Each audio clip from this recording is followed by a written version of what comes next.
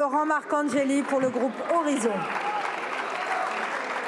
Madame la Présidente, Monsieur le Premier ministre, Mesdames et Messieurs les ministres, mes chers collègues.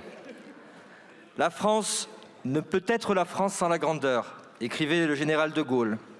Alors que le moment est d'une particulière gravité, je souhaite dire ô combien nous avons besoin de cette grandeur retrouvée, de ce sens de l'État qui manque cruellement au débat public actuel.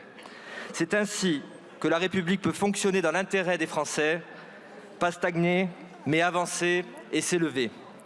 C'est à nous, députés, que revient à ce jour la tâche ardue d'écrire l'histoire. Je dois bien admettre qu'à titre personnel, j'étais loin d'imaginer, il y a 2 ans, lorsque j'étais candidat à cette élection législative, me retrouver dans une telle situation. Aujourd'hui, en 2024, 2 chemins s'offrent à présent à nous. Le premier chemin, le premier sentier est celui de la baisse de la fièvre démocratique. Les divers appels à la responsabilité auxquels je souscris pleinement avec le groupe que je préside sont entendus. Et cette motion de censure n'est pas adoptée. Il est encore temps. La censure n'est pas une fatalité. Les yeux sont tournés depuis juillet dernier vers la droite de notre Assemblée. Mais je souhaite prendre un instant pour m'adresser à la gauche social-démocrate. Mes chers collègues, d'autres issues sont possibles. Nous l'avions proposé dès août dernier. Vous pouvez toujours, sans vous renier, saisir la main tendue pour bâtir un pacte de responsabilité à minima sur des sujets consensuels. Je suis certain que sur l'accès aux soins, sur l'école, sur la sécurité et même sur la réduction du déficit public, des consensus sont possibles. Soyons clairs, il s'agirait moins d'un mariage d'amour que d'une entente cordiale, temporaire, dans l'intérêt supérieur des Françaises et des Français.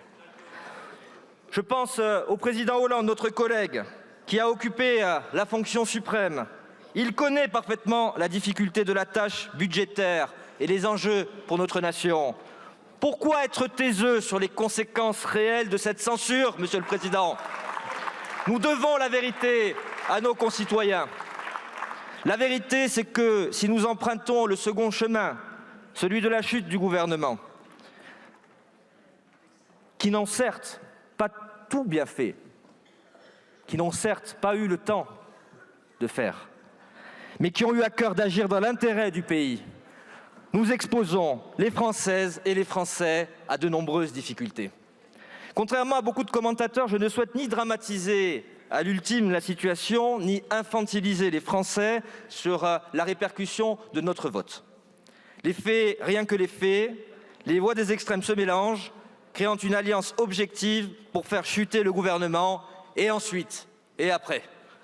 Sur le plan politique, je rappelle que personne n'a gagné les dernières élections législatives.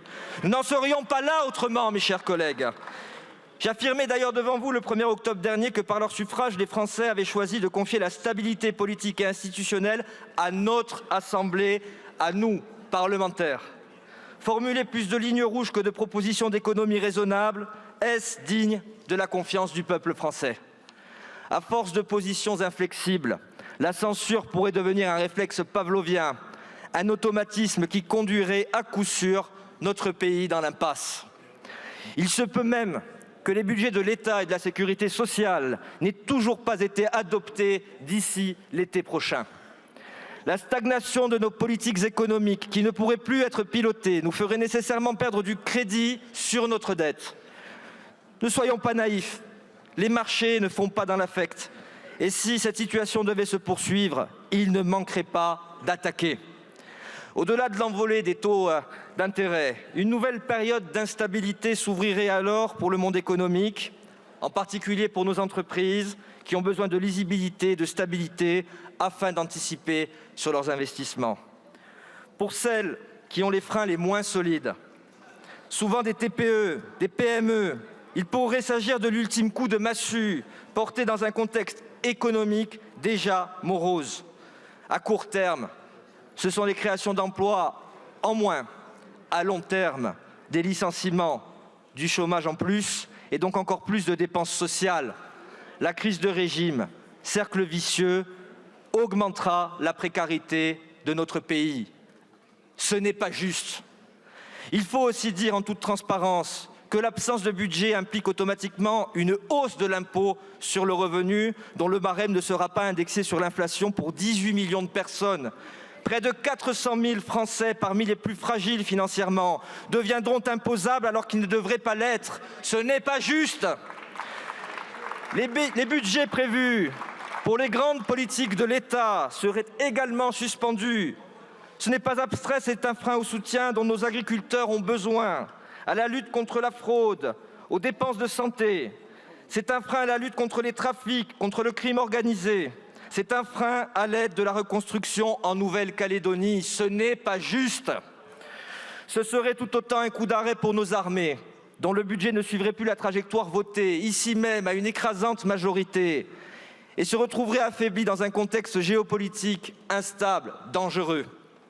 Mes chers collègues, nous avons été collectivement dans un exercice d'auto-persuasion depuis 1974, année du dernier budget excédentaire.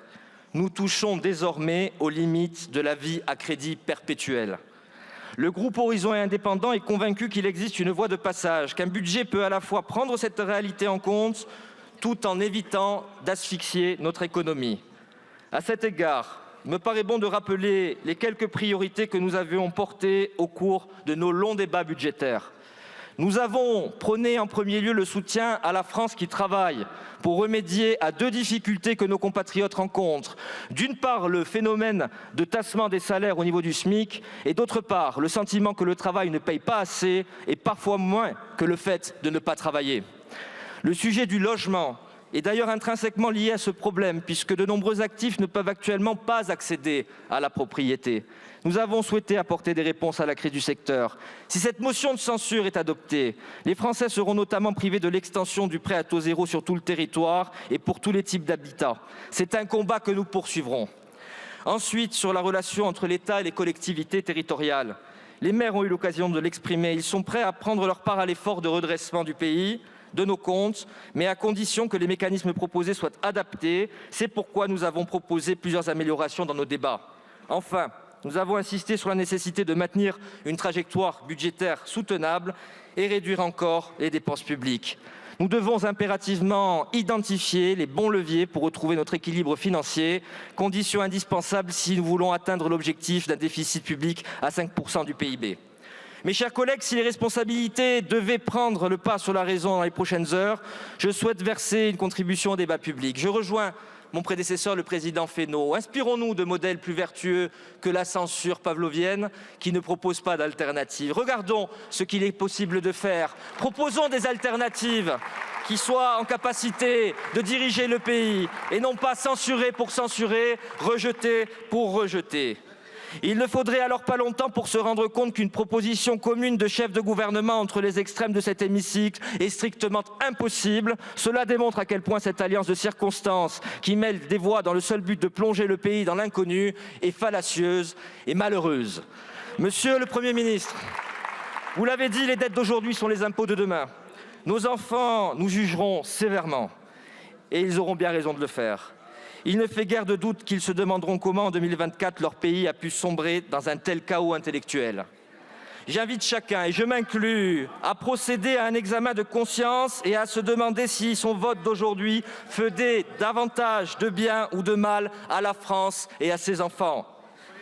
La République a vaincu parce qu'elle est dans la direction des hauteurs et que l'homme ne peut s'élever sans monter vers elle. Je souhaite pour mon pays, comme Jean Jaurès, que le résultat de ce vote nous élève vers les hauteurs. Le groupe Horizon et Indépendants, quant à lui, ne votera pas cette motion de censure. Je vous remercie.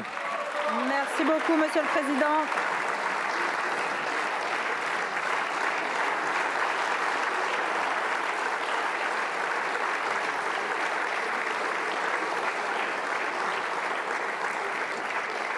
La parole est à présent à Monsieur Charles de Courson pour le groupe Liberté Indépendants Outre-mer.